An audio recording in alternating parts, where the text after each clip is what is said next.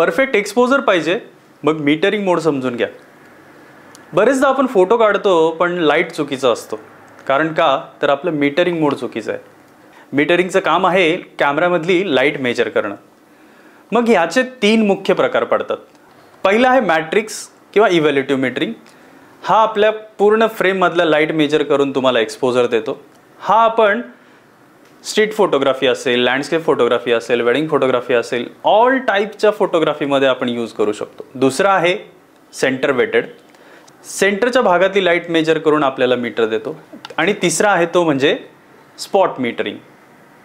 Spot मीटरिंगमध्ये काय होतं की ज्या ठिकाणी तुमचा फोकस पॉईंट असेल त्या ठिकाणची लाईट मेजर करून आपल्याला कॅमेरा एक्सपोजर देतो.